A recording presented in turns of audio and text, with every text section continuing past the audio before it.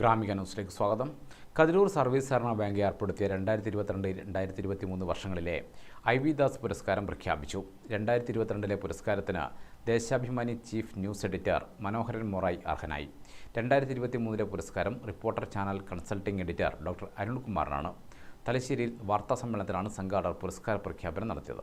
പുതിയ കാലഘട്ടത്തിന് അനുയോജ്യമായ നിലയിൽ നവീന മൂല്യബോധവും മതനിരപേക്ഷതയും ഉയർത്തിപ്പിടിക്കുന്ന മാധ്യമധർമ്മത്തിലുള്ള മികവിനെ അടിസ്ഥാനമാക്കിയാണ് ഇരുവരെയും പുരസ്കാര ജേതാക്കളായി തിരഞ്ഞെടുത്തതെന്ന് വി.വി.കെ. സ്മാരക സമിതി ചെയർമാനായ കാരായ രാജൻ വാർത്താസമ്മേളനത്തിൽ അറിയിച്ചു. ഈ രണ്ട് മാധ്യമ പ്രവർത്തകരും കേരളത്തിലെ മാധ്യമ മേഖലയിൽ മാധ്യമങ്ങളുടെ നവീനമായ മൂല്യബോധങ്ങൾ ഉയർത്തിപ്പിടിച്ചുകൊണ്ടും മതനിരപേക്ഷമായ ഭരണഘടനയുടെ ഉള്ളടക്കത്തെ ഉയർത്തിപ്പിടിച്ചുകൊണ്ടും പുതിയ കാലത്തിൻ്റെ ജനാധിപത്യ സംരക്ഷണത്തിൻ്റെ അതിൻ്റെ കാഹളം മുഴക്കിക്കൊണ്ട് മുന്നോട്ട് പോയിട്ടുള്ള മാധ്യമ ജിഹുകളിലെ പ്രധാനപ്പെട്ട വ്യക്തിത്വങ്ങളെ കണ്ടെത്തിക്കൊണ്ടാണ് ഇത്തവണത്തെ അവാർഡ് തീരുമാനിച്ചിട്ടുള്ളത്. മനോഹരൻ മൊറായി കണ്ണൂർ സ്വദേശിയാണ്. ദേശാഭിമാനിയിൽ വിവിധ ചുമതലകൾ നിർവഹിച്ചിട്ടുണ്ടായിരുന്നു.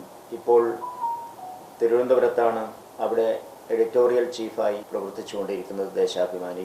ഡോക്ടർ അരുൺകുമാർ എല്ലാവർക്കും അറിയാം.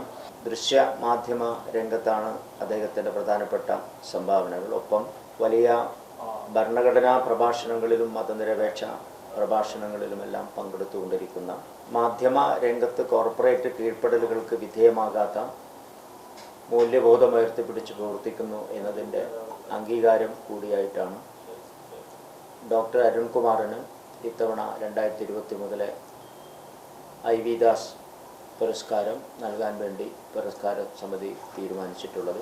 25,000 രൂപയും പൊന്നും ചന്ദ്രൻ രൂപകൽപ്പന ചെയ്ത ശില്പവും അടങ്ങുന്ന പുരസ്കാരം ജൂലൈ അവസാന വാരം കതിരൂർ ബാങ്ക് ഓഡിറ്റോറിയത്തിൽ ചേർന്ന ചടങ്ങിൽ വിതരണം ചെയ്യും. പൊന്നും Chandran advocate K K. Ramesh, Sreejith Choyan, doctor K K. Kumaran, P. Suresh Babu എന്നിവരും വാർത്താസമ്മേളനത്തിൽ സംബന്ധിച്ചു.